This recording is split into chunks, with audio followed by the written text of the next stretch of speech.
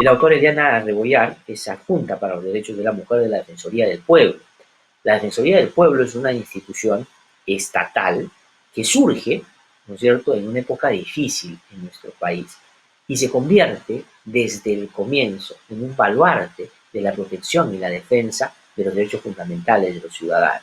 En épocas difíciles y a contracorriente, y le ha tocado en ese camino poder hacer limpar a varios intentos autoritarios que han habido donde el ejercicio abusivo del poder ha querido imponerse, buscando que se respete la libertad de expresión, en fin, y los derechos de las mujeres, por supuesto, han estado en el centro de su atención. Está con nosotros esta mañana, ella es adjunta para los derechos de la mujer y de la Defensoría del Pueblo. Doctora Eliana Rebollar, qué gusto saludarla. Muy buenos días, muchísimas gracias por atendernos esta mañana. Platzer, buenos días, a tu disposición para poder conversar.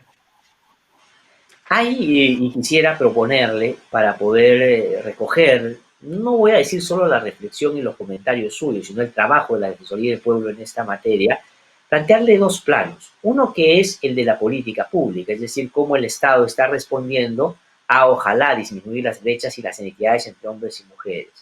Pero el otro plano, que está directamente vinculado a eso, es un plano que no solo involucra a los funcionarios, sino en general a las personas, y tiene que ver con los estereotipos, con los roles que se le atribuye a los hombres y a las mujeres, que es la base de lo que termina siendo un buen o un mal comportamiento de la persona frente a este problema que aún no hemos superado. Lo que ayer hemos visto en el presidente del Congreso de la República, ¿qué es de cara a eso que ustedes y muchos otros en el país han tratado más bien de revertir? Bueno, en realidad las expresiones del presidente del Congreso son expresiones que se condicen con una conducta machista.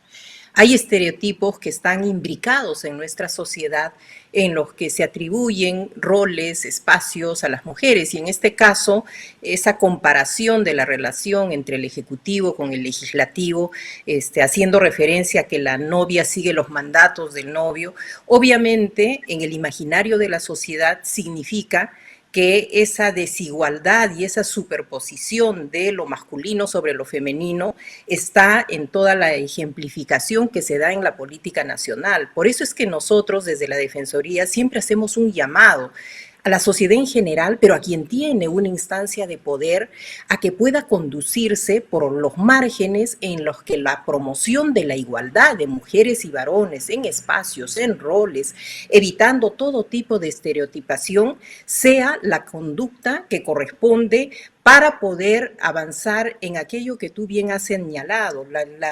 El tema de la desigualdad no se puede normalizar en la sociedad.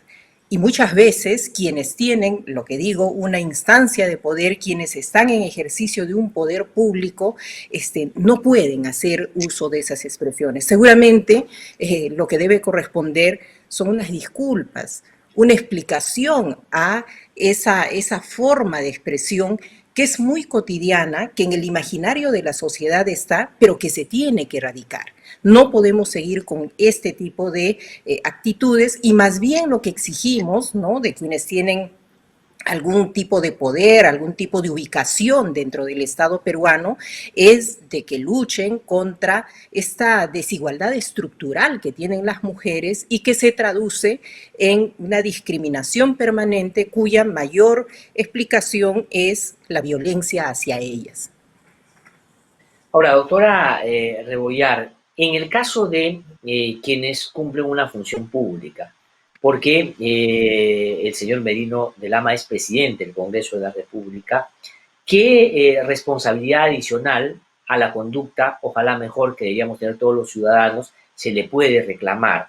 ¿A qué me refiero con esto? Porque esto tiene consecuencias prácticas, porque si yo estoy pensando, no voy a razonar desde lo que puede haber pensado el señor Merino de Lama, pero si yo soy un juez, ¿no es cierto?, y tengo esa manera de razonar, y me llega para dirimir o resolver una controversia sobre violencia familiar, si yo pienso que la mujer tiene que hacerle caso al hombre, entonces mi sentencia va a estar de alguna manera contaminada con ese razonamiento, con esa ideología, y me va a parecer menos grave lo que le ha pasado, probablemente. El Congreso hace leyes, el Congreso promueve una serie de hechos que podrían ser significativos para luchar contra estas desigualdades. ¿Qué se le puede exigir además de una disculpa a alguien que siendo un funcionario público debería por lo menos exhibir un comportamiento de otras características. Lo que pasa es que él está en el nivel de la representación política y lo que tú dices es algo importante porque vamos a recordar que hay una ley contra la violencia hacia las mujeres que ya establece que la violencia no es un tema doméstico y esta ley, la 30364, establece acciones de atención pero también de prevención y en la prevención se va hacia el tema de erradicar todos estos patrones machistas estructurales de una jerarquía y dominación de lo masculino. Entonces, por eso decía que todo el que tiene una instancia de poder, todo el que es un agente estatal, debe tener en claro que está actuando dentro de un marco. Entonces, sí hay una responsabilidad, es lo que ocurre con jueces, con fiscales, en la Policía Nacional, cuando primero se juzga o se califica a una mujer. Entonces, desde quienes tienen poder, tiene que haber una respuesta. Pero yo señalo también que ha habido una reacción muy fuerte de la sociedad. Ahora las redes y los medios de comunicación son un control, digamos, efectivo frente a este tipo de expresiones que no pasan desapercibidas. Hemos visto también el pronunciamiento de la ministra Zazieta, ¿no? Condenando estas expresiones. Entonces, todo esto tiene que servir para la reflexión de estas autoridades y que no se puede hacer eso. Esa sanción pública tiene un valor como qué es lo que ocurre, por ejemplo, con los temas de acoso, ¿no? Muchas veces la justicia no va, pero la sentencia pública de que a alguien le digan que acosó a una, dos, tres y vayan saliendo más víctimas, tiene un efecto mayor. Es un desafío que en nuestra legislación haya una responsabilidad, porque claro, hay libertad de expresión, pero si esta expresión va en contra o exacerba este tipo de estereotipos que están imbricados en nuestra sociedad, no hacen mucho bien para avanzar en el tema de la igualdad y no discriminación hacia las mujeres. No, por eso es que la libertad de expresión, siendo un derecho preferente, central en una democracia, la piedra angular, como dice el sistema interamericano, tiene discursos que están protegidos y discursos que no están protegidos. Los discursos de discriminación no están protegidos. Uno no puede salir, los llamados al odio no están protegidos. Uno no puede excusarse en la libertad de expresión llamando a la violencia o generando este tipo de esta naturaleza. La libertad de expresión está garantizada, inclusive es verdad, para en algunos casos tener posiciones extremas, pero que no tengan estas características. Y más sobre todo si eres un funcionario. Ahora, este razonamiento de que a la mujer le va bien solo si se somete a la voluntad del hombre. O sea, es decir, yo hombre digo cómo tienes tú que actuar. Y si tú no actúas como yo digo, te va a ir mal. Eso, digamos, si uno ya lo extrapola y lo lleva, doctora Rebollar, a otros casos que la Defensoría ha podido sistematizar en temas de violencia contra la mujer. Ese motivo central de por qué se generan estos actos está claramente marcado por razonamientos de esta naturaleza. Definitivamente, y por ejemplo, hay que señalar que la encuesta nacional de hogares del 2013 hablaba de una tolerancia de un 52% respecto a los temas de violencia. En el 2019 este índice sube a 59, es decir, en la sociedad está subiendo el índice de las personas que creen en esto. Y lo que tú dices es cierto, o sea, no se puede hacer apología a la violencia, a determinados actos, a determinadas conductas o formas de vida, en este caso estereotipadas. Tiene relación directa con lo que tú señalas porque lo que tenemos que decir es que si hay esta diferencia y este retraso de las mujeres respecto de los varones es porque tenemos una sociedad construida con una jerarquía masculina. Entonces, todos los mandatos deben estar orientados a que ese statu quo se cumpla. Si es que eso no se da, obviamente la mujer sale de los patrones, es cuestionada y obviamente hay situaciones en las que esto se exacerba, ¿no? Vamos, por ejemplo, de esa desigualdad que tiene diversos ribetes en el tema laboral, en el tema de salud, en todos los espacios y esferas públicas, vamos a los actos de violencia que son violencias desde las formas más simbólicas, más sutiles, verbales, hasta las que pueden ocurrir en relaciones de pareja. Entonces, sí hay una relación directa y por eso es que desde la Defensoría del Pueblo postulamos a que todas las políticas públicas, como esté establecido en la Política Nacional de Igualdad de Género, género tengan un enfoque de género, que no tiene que ver con la ideología, porque se respetan las libertades, se respeta el credo, pero las políticas tienen que avanzar bajo ese caudal para poder reducir la brecha de desigualdad que tienen las mujeres en el país. Pero ayer justo esto, doctora Elena Rebollar, ha coincidido, y digo, lamentablemente en nuestro país, en estos temas, no es muy difícil encontrar casos. Otro evento que ha abonado a, ojalá, una discusión más profunda sobre un asunto de esta naturaleza, y es lo que hizo el diario Gestión, ¿no es cierto? O sea, el diario Gestión es un diario privado, puede, en fin, cubrir las informaciones de acuerdo a lo que le sea y considere lo más adecuado, pero cuando exponía una encuesta sobre las habilidades y las características que tienen quienes hacen parte de la estructura empresarial en distintas manifestaciones, por cierto, cada vez que ponía a un alto jefe, digamos, un jefe, un gerente, un CEO, ponía fotografía de hombres.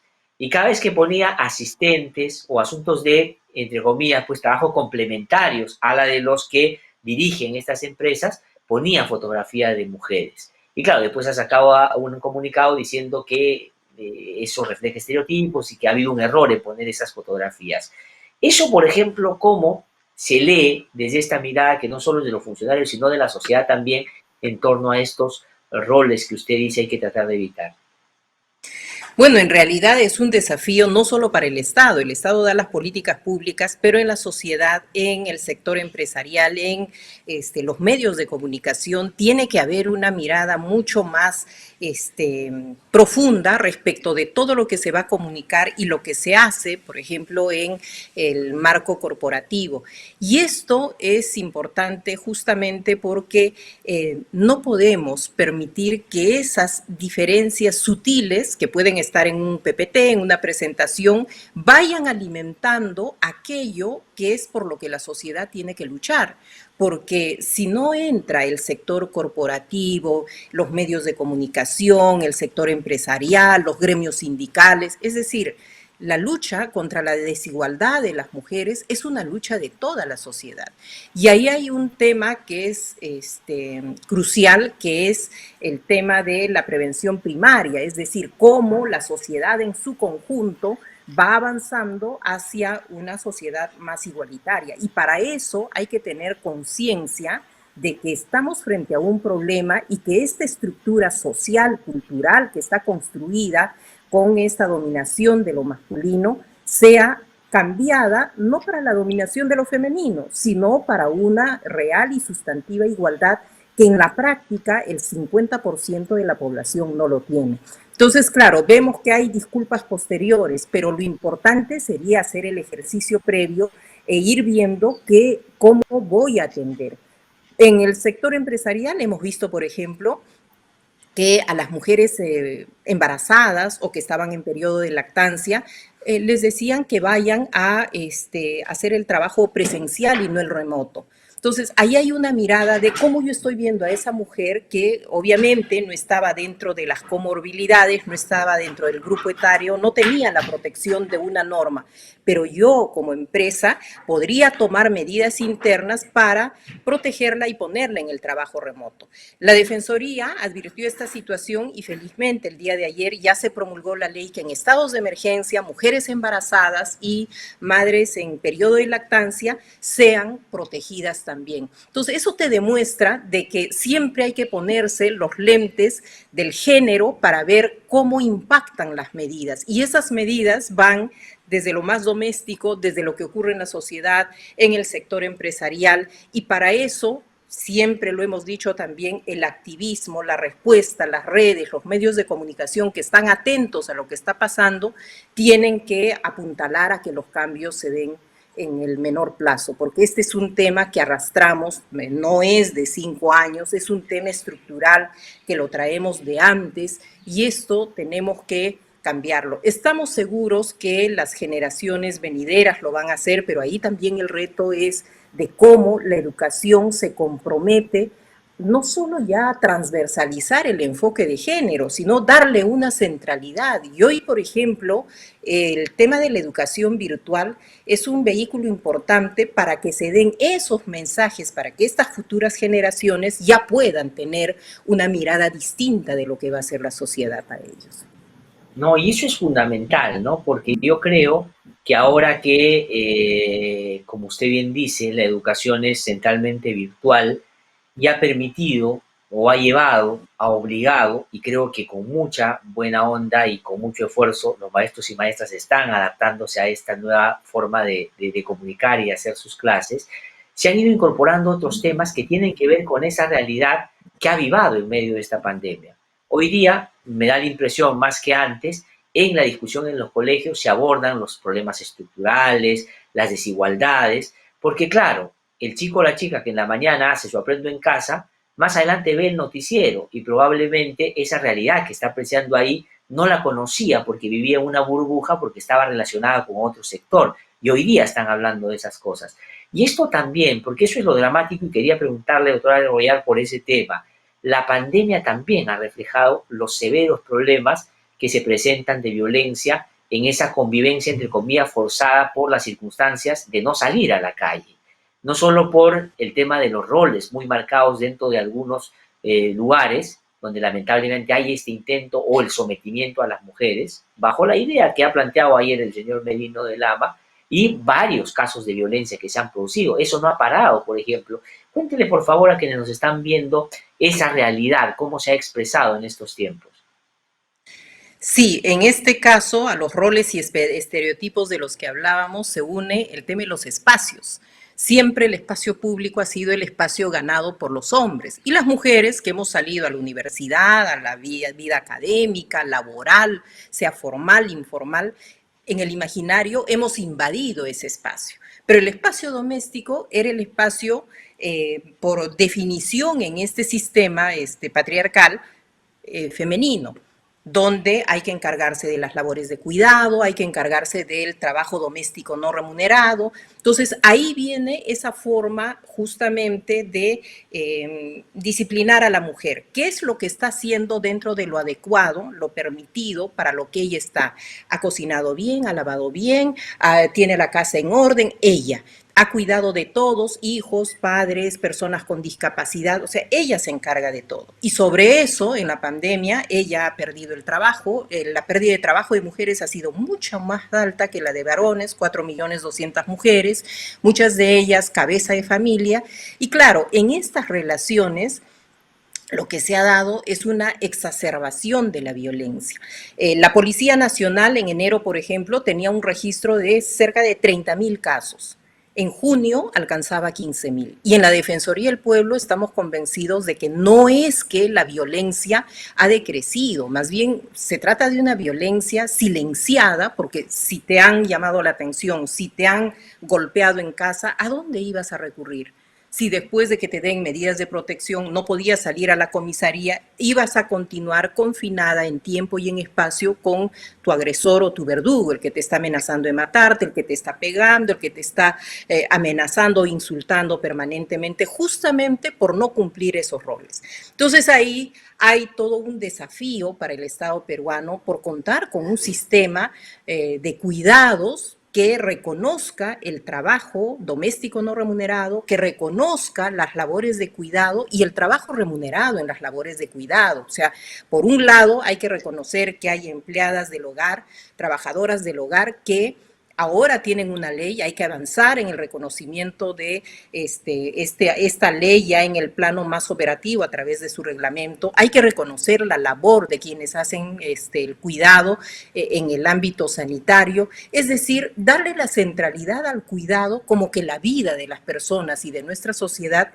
dependen de ello. Y la pandemia nos ha demostrado ello. Entonces, esto ha generado que las dinámicas en las familias vayan a consolidar la violencia, y esta violencia ha sido a las mujeres, ha sido a los niños, a las niñas. La línea 100 ha sido la única forma de atención, y ya a una recomendación de la Defensoría que salió el 2 o 3 de abril, el 27 de abril sale un decreto legislativo que establece mecanismos de flexibilización para dar medidas de protección, para atender todos los casos como que están en un riesgo permanente las mujeres por el solo hecho de estar confinadas con sus parejas. Hay que señalar también que han habido espacios donde no han habido discusiones, pero la misma situación de la pérdida de trabajo, de tener que retirar a los hijos del colegio, de no tener que darles de comer, han generado conflictos internos en los hogares y muchas veces se han desatado temas de violencia. Y acá también hay que señalar algo, Glatzer, que es importante. Necesitamos fortalecer nuestra política de salud mental, porque la pandemia nos trae una afectación a la salud mental, pero esta es desproporcionada respecto a la mujer, esa mujer que es informal, esa mujer que está en trabajo remoto y que tiene que cargar en sus espaldas con los hijos, con la cocina, con el lavado, con todo lo que tiene que pasar en el hogar. Entonces hay un desafío también porque los hombres desaprendan de esa masculinidad hegemónica, autoritaria, de dominación que tienen para atender a cambiar sus prácticas y reeducarse en una nueva forma de ver la vida y asumir la corresponsabilidad en el hogar para que las mujeres puedan tener la oportunidad. Porque ¿qué está pasando ahora? La mujer se queda en la casa y el hombre está saliendo a buscar trabajo. Entonces, otra cosa que la Defensoría ha pedido al Estado es que hayan medidas que puedan favorecer que ellas se inserten al mercado laboral. Y eso tiene que ver con estas políticas de cuidado, tiene que ver con medidas que en lo económico les permitan capacitarse, porque estamos hablando, antes de la pandemia, de un 72% de población informal, pero de ella el 75% son mujeres. Entonces sí hay que darle una mirada porque el impacto ha sido fuerte. Y a este impacto que la tiene en una situación de desigualdad, obviamente la violencia es una expresión que permanentemente va a estar sobre ellas. Entonces esto va a hacer que si no miramos el tema de las mujeres con los ojos de políticas sociales, políticas públicas que las ayuden, porque también entendemos que no podemos vivir de bonos, pero sí necesitamos en un tiempo los bonos y luego políticas que permitan la reinserción laboral, que puedan ellas tener lugares de cuidado para sus hijos, que puedan entrar en la dinámica económica de nuestro país. Sí, pues efectivamente hay toda una agenda ahí pendiente que la pandemia ha, creo yo, puesto en su real dimensión y ojalá sea ese el motivo para extraer esa lección que se requiere para generar políticas de esta naturaleza. Esto que usted ha dicho es fundamental, el impacto diferenciado de todo lo que está pasando en el país con las mujeres es brutal. Claro, porque a veces se tiende a hablar en general, ¿no? Se han perdido 6 millones de empleo, hay tanta informalidad, hay tanta persona que va a estar, pero efectivamente, si uno quiere buscar resolver el problema, tiene que inevitablemente adentrarse a esa realidad y se dar cuenta de la situación mucho más desmejorada todavía de las mujeres. Termino preguntándole por otro hecho que además ya está, o digamos, eventos que se van a producir el próximo año y que denotan también ya comportamientos y manera de relacionarse, y es la participación de la mujer en la política. Usted lo dijo hace un rato también, pero este es un escenario también en el que ya se están conformando las listas, se están incorporando personas a los equipos que van a ir con algunos partidos políticos, en fin. La presencia de la mujer en la política y la manera como esta cultura machista ha tratado de relegarlas o de ponerlas, digamos, en papeles y roles que no son los más protagónicos, habida cuenta consideran de que son, como el señor Merino ha dicho, pues los hombres son los que sugieren hacia dónde hay que caminar para que vaya uno en la línea correcta. ¿Qué habría que llamar la atención sobre ese aspecto en particular?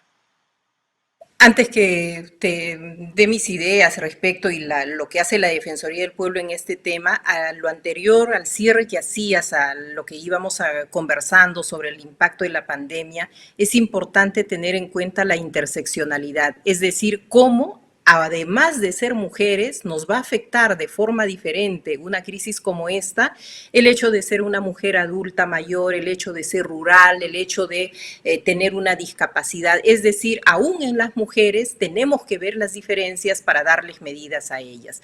Dicho esto, creo que la participación política, que es un tema que desde los inicios la Defensoría lo ha visto, hemos visto la ley de cuotas, su validez para que haya una mayor participación. Hoy está estamos con la ley aprobada de paridad y alternancia, que en este proceso se va a aplicar. Obviamente el tema del voto preferencial continúa y no hay listas cerradas, con lo cual se hubiera garantizado que entren bloques, porque ahora se puede elegir y obviamente ahí hay una diferenciación. El tema de la participación política de la mujer es crucial, porque si queremos atacar esta forma de pensar y esta discriminación estructural, son las mujeres las que tienen que llegar a los espacios de toma de decisión. Si eso no ocurre, no vamos a tener voz y ahí no interesa el partido, la agrupación política de la que sean, las mujeres tienen que hacer causa común para poder poner en agenda los temas que van a servir para que la mujer adelante en esta desigualdad estructural que tiene.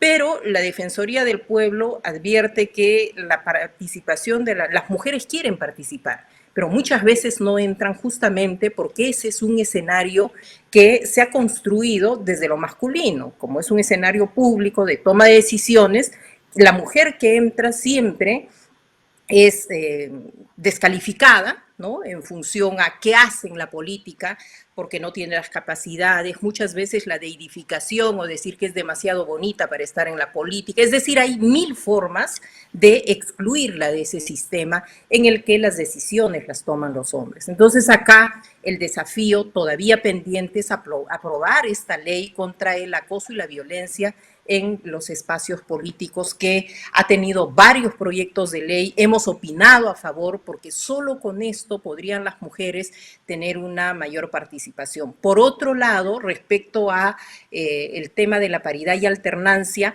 hay un tema que está en cuestión, que es que se modifique el reglamento del Jurado Nacional de Elecciones para que se vea el tema de la paridad y alternancia horizontal en la participación de las circunscripciones para el Congreso de la República, ¿no? Porque si no se da esto, ya nos lleva la lógica a pensar que los número uno en todas las circunscripciones van a ser hombres.